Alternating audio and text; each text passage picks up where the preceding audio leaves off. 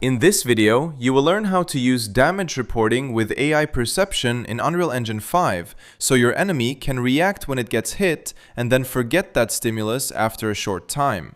You can still watch this as a standalone lesson if you only want to learn the damage report setup, but if you want to stay fully on track with the system we built so far, I recommend following the earlier videos in this AI playlist on my channel. Before we begin, a quick note. Some of you ask for specific videos, and sometimes I am slower than I want to be, or I miss a topic I said I would cover. If that happens, I honestly apologize. Right now this channel is still small, and I still work a full-time job, so I cannot give YouTube all of my time yet. But with your support, that can change. So if you want to help me make more tutorials more often, please subscribe, like the video, join the channel if you can, and share it with friends who are learning Unreal Engine. Now let's jump in and build it. In the previous video, where we made the AI damageable using our modular health component, I asked you to test something inside the AI perception component. I wanted you to add the damage sense and see if you could figure out how it actually works. Now let's go through it properly, because this is where we hit our first real problem. Sight and hearing are easy. We can add them directly inside the AI perception component in our enemy blueprint, configure them, and use them without much trouble. We can also enable forget stale actors in the project settings so the max age works correctly and the AI can smoothly forget actors over time. But damage sense is different. The catch is that damage sense is meant to work through the AI controller, which is basically the brain blueprint of the AI. And in our current setup, we did not build the full AI perception system inside the AI controller. Most of our logic is still inside the enemy guard blueprint. So because of that, we cannot use damage sense in the exact same clean way as sight and hearing. In this chapter, I will show you a shorter workaround so we can still make it usable without refactoring everything right now. You can move all of this logic into the AI controller later if you want, and technically that would be the more proper structure.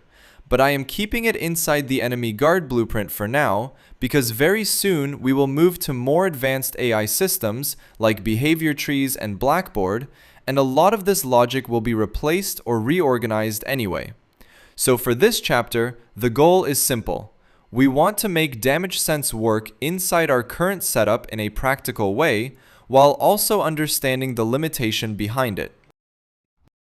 Now, the sending side is actually very easy, so let's head over to our character blueprint, where we already built the shooting logic using the enhanced input system. If you remember, in that firing flow, we first handle the input action, then play the fire animation montage, then spawn the muzzle flash, then perform the line trace for the actual shot. After that, we spawn the decal on impact, and then we call our custom receive damage function from the health component system we built in the previous chapter. So at this point, the important thing to understand is that the damage itself is already working. The target can already lose health.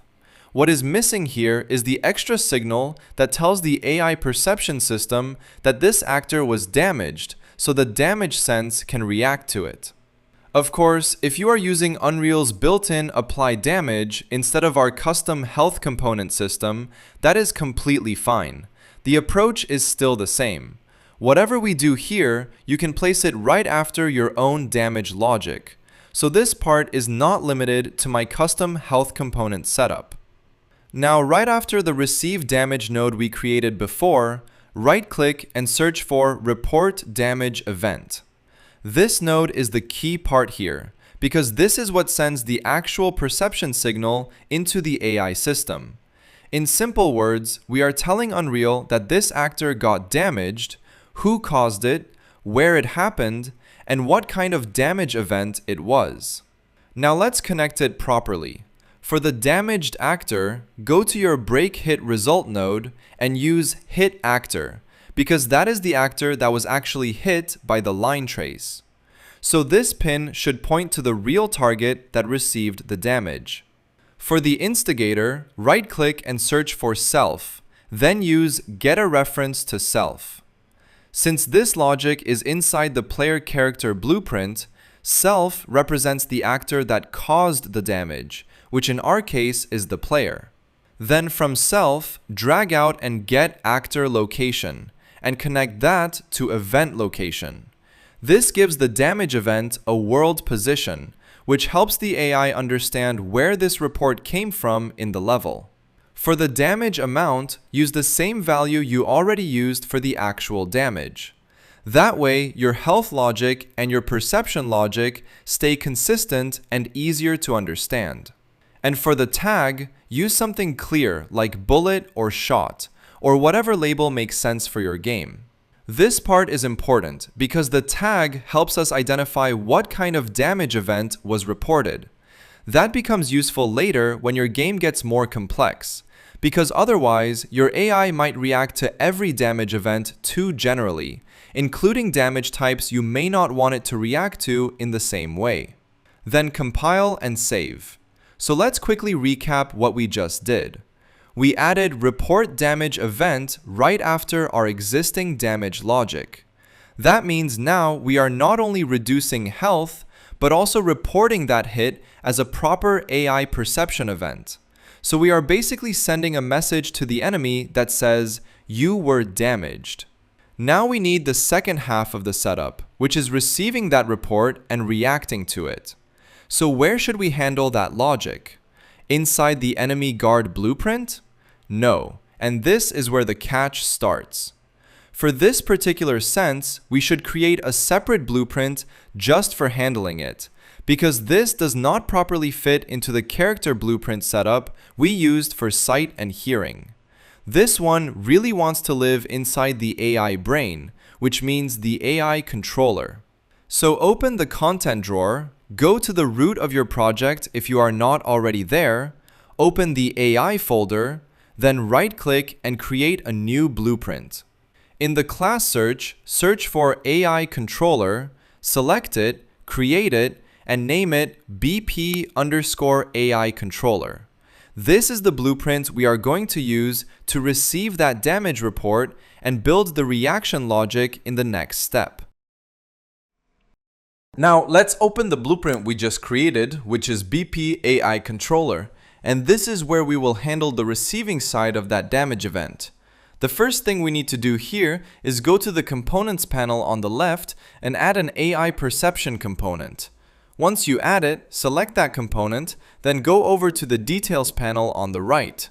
Inside the senses config section, add a new sense and choose AI damage sense config. Then set the max age or expire age to something like 10 seconds and set the dominant sense to the damage sense as well. That gives this controller a dedicated perception setup for damage events, and it also gives the stimulus a lifetime so it does not stay around forever. Now if you scroll a little lower in the same details panel, under the events section, click the plus button next to on target perception updated. That will create the event for us in the graph, and this is the event we will use to react whenever this controller receives a perception update. So now let's build the logic. Inside the event graph, take the stimulus output from that event and break it using break AI stimulus. This gives us access to several useful values, but for now, the most important ones are the tag and the stimulus location. From the tag pin, drag out and search for the equal node so we can compare the tag value with the one we used earlier. In the previous blueprint, when we reported the damage event, we used a tag like shot. So here, we want to check whether the incoming tag matches that exact value. Then connect that comparison into a branch. The reason we do this is simple. We do not want the AI to react to every possible damage event in exactly the same way. We only want to respond to the specific report we intentionally sent. So by checking the tag first, we make sure this logic only runs for the type of damage event we care about. Now after that, search for Get Controlled Pawn. At this point, we have not fully assigned this controller yet, but we will do that inside our enemy guard blueprint. So once that connection is in place, Get Controlled Pawn will return the pawn that this controller is controlling. From there, we should cast it to our BP enemy guard, because we want to make sure the pawn we are controlling is actually the class we expect. That is important because after the cast succeeds, we can access that enemy and work with it safely. So if the cast is successful, we continue into the reaction logic. And for now, the reaction is very simple. We use AI move to move the enemy toward the stimulus location. That means when the AI receives a valid damage event with the correct tag, it will move toward the location associated with that shot. For the pawn input of AI move to, use the enemy coming from the cast result.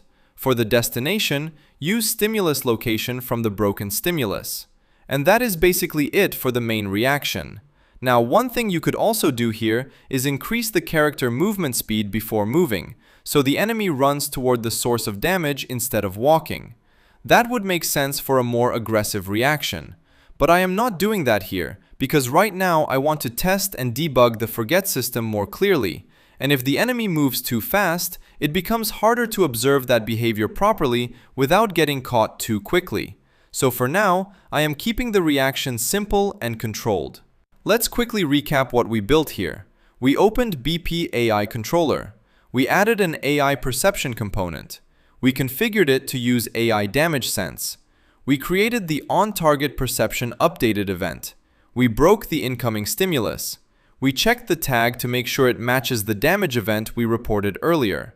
Then we got the controlled pawn, cast it to BP enemy guard, and if that succeeded, we used AI move to with the stimulus location as the destination.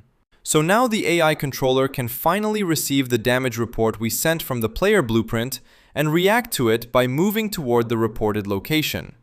At this point, the damage sense is working.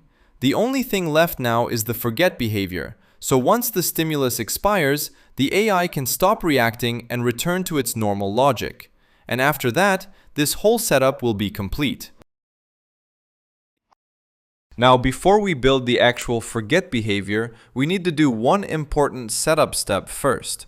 We have to make sure our enemy guard is actually using the new BP_AI controller we created. After that, we also want to connect the forgotten perception event back into our patrol logic, so when the AI forgets the damage stimulus, it can return to patrolling again. So first, open BP_enemy guard. Click on the root of the blueprint, then in the details panel, search for AI controller. You should see the current controller class there. Change that generic default controller to the one we created, which is BP AI controller. This step matters because without assigning this controller to the enemy, none of the damage perception logic we just built inside BP AI controller will actually run for this character. So this is not optional. If you forget this step, everything may look correct in the controller blueprint, but the enemy will still behave like nothing changed. Now, while we are still inside BP enemy guard, let's prepare the part that will handle the return to patrol. Go and find your existing patrol logic near event begin play, where we search for patrol point tags, choose one randomly, and send the AI to one of those patrol locations. In my case, that setup already has a clean event for starting patrol behavior again, so I do not need to create another extra custom event for that. I can simply reuse what I already built. That is the better approach here. If you already have a working patrol event, do not create duplicate logic for no reason. Reuse it. Also, where we previously printed the forget debug string, we should continue the execution into the character movement setup and set the max walk speed back to the walking value again. That way, if earlier you decided to make the AI run when reacting to damage, once the forget system triggers, the AI can safely return to the exact walk speed you want for patrolling.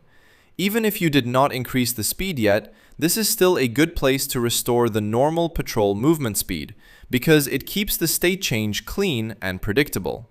So the idea is simple. When the AI forgets the target, we do not just print a debug message.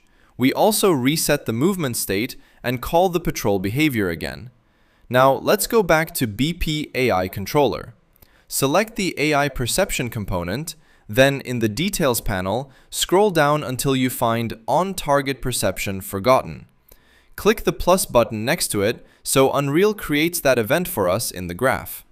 This event is what fires when the stimulus is forgotten after its age expires, assuming the forget stale actor system is enabled and your perception setup is working correctly.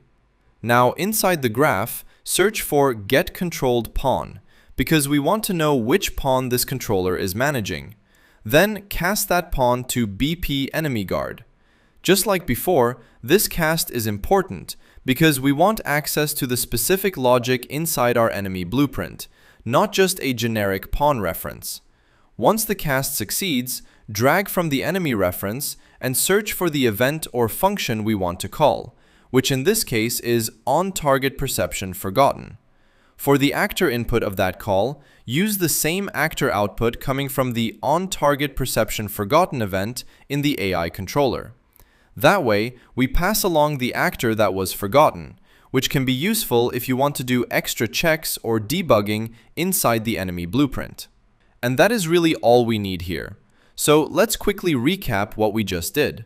First, we assigned BP_AI controller as the controller class for BP Enemy Guard, so our enemy actually starts using the new perception logic.